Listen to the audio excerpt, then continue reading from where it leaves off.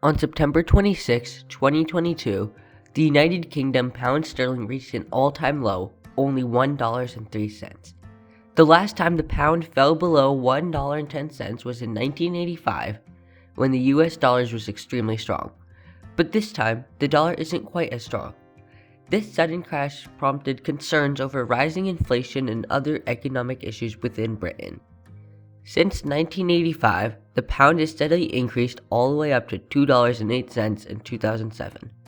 Amid the recession in 2009, the pound fell again and has been up and down since. However, it hasn't dipped under $1.10 until just recently. And since the 1000s, the British pound sterling has been one of the most powerful currencies in the world. So what caused this recent fall, and what are the effects it has on both Britain and the world? Since Britain voted to leave the European Union in 2016, the pound, along with Britain's economy, has been steadily headed down. Whilst the pound has increased slightly over the week since it fell on September 26, it hasn't regained its levels before the sudden crash. Investors point fingers at newly elected Prime Minister Liz Truss as a blame for the drop. Truss's administration has proposed to increase borrowing to provide the government with money it lost from tax cuts. The administration claims that this will increase economic activity, but investors argue that it will increase inflation instead. Speaking of inflation, Britain is experiencing one of the worst inflation rates in the world, and prices reached a 40-year high this summer. While the exchange rate between the pound and dollar can be determined by numerous things, experts say that the policy by Truss's administration is a major part of the recent drop. However, the United States is also playing a role in the crash. The US Federal Reserve raised interest rates, which caused other major currencies like the euro and the yen to drop too. But none of them have fallen as much as the pound, and it's because of these tax cuts.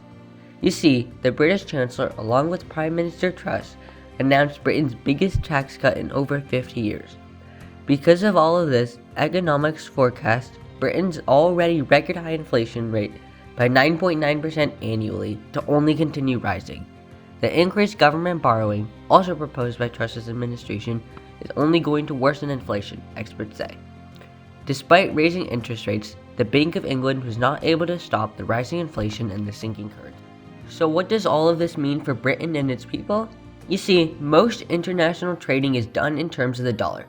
Because of this, more pounds are needed to pay for imports, which will only increase inflation. This is not good for Britain, since they import a majority of their commodities, including a whopping 46% of their entire food supply. One major commodity is oil and another is natural gas. Due to the Russia-Ukraine conflict, Europe is already in for a cold winter as the European Union cut off natural gas from Russia. With oil and gas being traded in terms of the dollar, the natural gas that Britain has to import will be even more expensive. The sinking pound also means bad news for businesses based in the United Kingdom or those that depend on the pound. The money that these businesses rely on now has less buying power abroad, which will limit these businesses' capabilities to trade internationally. All of this is leading to perhaps one of the biggest recessions in Britain since the global financial crisis in 2008.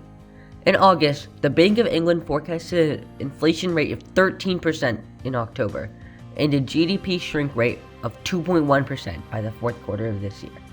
The Bank of England also forecasted that in 2022 and 2023, households would see a drop in disposable income by 3.7%. This rise in the cost of living is spelling troubled times ahead for low-income families across Britain. But markets are unpredictable, so there's no certainty in what will happen next. If you made it this far, I hope you enjoyed, and please consider subscribing. It really means a lot. Please leave a comment below on what videos I should make next.